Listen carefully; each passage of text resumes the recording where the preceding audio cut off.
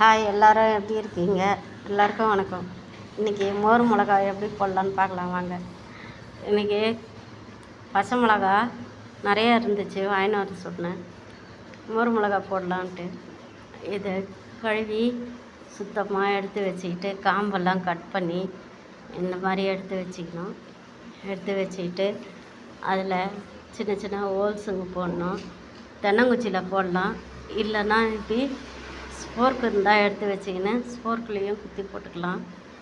இப்படி போட்டுக்கின்னு இதை உப்பு கொஞ்சம் மோர் இதெல்லாம் ஊற்றி ஊற வச்சு ஒரு 3 நாள் பொறுத்து எடுத்து வெயிலில் காய வச்சு நல்லா பலன்னு நல்லா சுரீல் காயிற வெயிலில் போட்டு காய வச்சு எடுத்து வச்சுக்கிட்டா இது மோர் சாதம், தயிர் சாதம், சாம்பார் சாதம், சாம்பாருக்கு, காரக்குழம்புக்கு இதெல்லாம் நல்லா தொட்டு சாப்பிட்லாம்.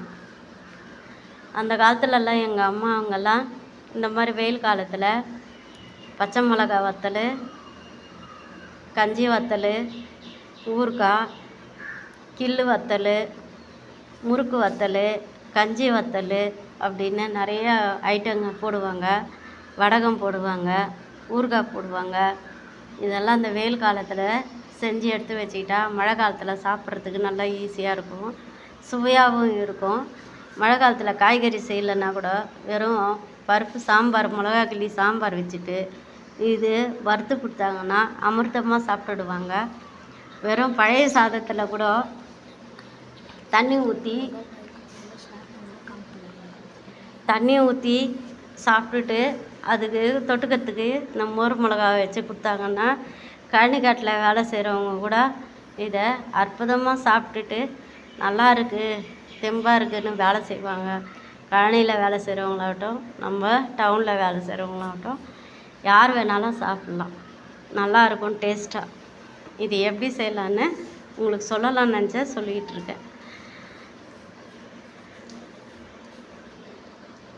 கமெண்ட் பண்ணுங்கள், ஷேர் பண்ணுங்கள், சப்ஸ்கிரைப் பண்ணுங்கள், லைக் பண்ணுங்கள். பக்கத்தில் இருக்கிற பெல் ஐக்கானை கிளிக் பண்ணுங்கள். அப்போ தான் நான் போடுற வீடியோ ஒவ்வொன்றும் உங்களுக்கு வந்து சேரும். தேங்க்யூ மக்களே.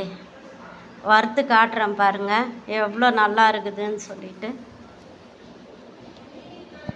ஒரு 4 மிளகா நான் நல்லா காய வச்சு எடுத்து வச்சுக்கிட்டேன். இப்போ வறுத்து இருக்கிறேன் பாருங்கள் எவ்வளோ சூப்பராக இருக்குதுன்னு. ஸ்டவ் சிம்மில் வச்சுட்டு வறுத்துருக்குறேன். இதே மாதிரி தான் காய்கறி வத்தல் கூட இதே மாதிரி போட்டு வச்சுக்கிட்டா நல்லாயிருக்கும். டைம் இருக்கிறவங்க செஞ்சுக்கலாம். கடையில் வாங்கி சாப்பிட்றதெல்லாம் அவ்வளோ நல்லா இருக்காது.